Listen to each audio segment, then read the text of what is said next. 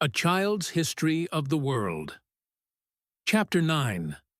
The Wandering Jews. U-R spells Ur. It is one of the shortest names I know. It is the name of a little place in that part of Babylonia called Chaldea. In this place, about 1900 years BC, there lived a man named Abraham. Abraham had a very large family, and though he had no money, he was rich. He had large herds of sheep and goats, and these were the chief riches in those days. Now, Abraham believed in one God, as we do, while his neighbors, the Babylonians, worshipped idols and the heavenly bodies, such as the sun, moon, and stars, as I have just said. Abraham did not like his neighbors for this reason, and his neighbors didn't like him either, for they thought his ideas were peculiar or even crazy. So, about 1900 years before Christ, Abraham took his large family, his flocks, and his herds, and moved to a land called Canaan, far away on the edge of the Mediterranean Sea. Abraham lived to be a very old man, and he had a large family. One of his grandsons, named Jacob, who was also known by the name of Israel, had a son, Joseph. You probably remember the Bible story of Jacob's favorite son Joseph with the coat of many colors. Joseph's brothers were jealous of him, as boys and even dogs are apt to be jealous of anyone who is liked better than they are. So they put Joseph into a well and then sold him as a slave to some Egyptians who were passing by. Then they told their father Jacob that Joseph had been killed by wild animals. The Egyptians took Joseph to far-off Egypt, far away from Canaan. But although Joseph was a slave in Egypt, and although, as I told you, it was very difficult for anyone to work his way up out of his class to a higher class, he was so bright that at last he became one of the rulers in Egypt. Now, at that time when he was ruler, there came a famine in Canaan, and there was no food. In Egypt, however, there was plenty of food stored up. So Joseph's wicked brothers went down to Egypt to beg the rulers for bread. They probably thought by that time their brother was dead. They did not know that he had become such a great man, and that he was now the ruler of whom they were begging food.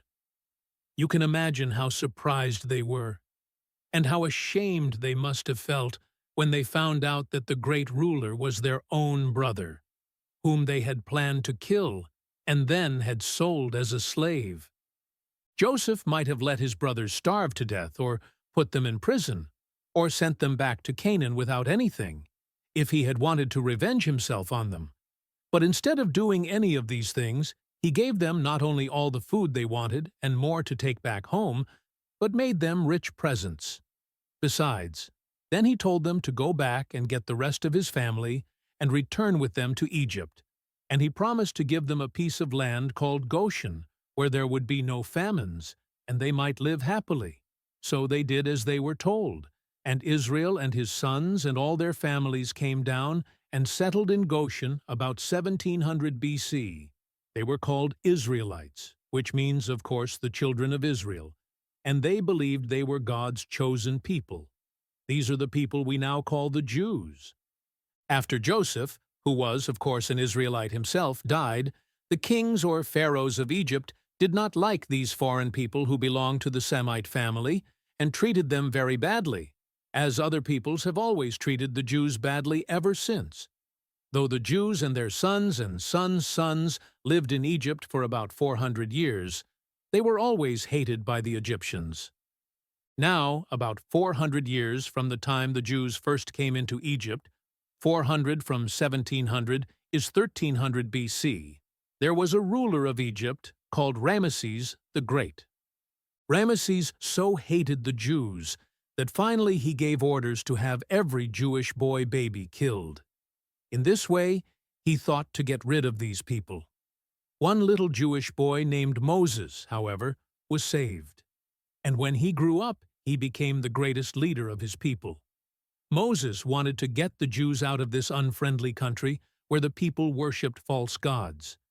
And so, at last, he led all his people out of Egypt across the Red Sea. This was called the Exodus, and it took place about 1300 BC. After the Jews had left Egypt, they first stopped at the foot of a mountain called Mount Sinai, while Moses went up to the top where he could be by himself and learn what God wanted him and the Jews to do. Moses spent 40 days praying on top of the mountain. When he came down from the mountaintop, he brought with him the 10 Commandments, the same 10 Commandments you may have learned in Sunday school. But Moses had been gone so long that when he came back again to his people, he found them worshipping a golden calf, as the Egyptians had done.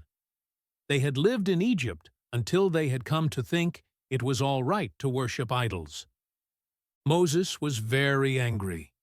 It was high time, he thought, that they should get rid of the bad influence of their old Egyptian neighbors. And at last he succeeded in making them worship God again, and gave them the 10 Commandments for their rule of life. So Moses is called a lawgiver and the founder of the Jewish religion. Then Moses died, and the Jews wandered from place to place for a great many years before they finally settled in Canaan. The Jews had no kings. They were ruled by men called judges, but the judges lived very simply, just like everyone else, and not like kings in palaces with servants and fine robes and rich jewels. But the Jews wanted a real king as their enemies had, and other nations who were their neighbors. Strange they wanted a king, which so many countries have tried to get rid of. We should think they would have preferred a president, as we have. So at last, a judge who was named Samuel said they should have a king, and Saul was chosen. Then Samuel poured olive oil over Saul's head. This may seem a queer thing to do, but it took the place of putting a crown on his head and was a sign that he was to be king. Samuel, therefore, was the last one of their judges, and Saul was their first king. All other nations at that time believed as the Egyptians and Chaldeans did, in fairy tale gods or idols. But the Jews alone believed in one God. They had a holy book which had been written by their prophets. This book is the Old Testament part of the Christian Bible. So this is the story of the wandering Jews who gave us the Old Testament and the 10 Commandments, and here is the way they wandered. From Ur to Canaan, 1900 BC, from Canaan to Egypt, 1700 BC, from Egypt back to Canaan, 1300 BC,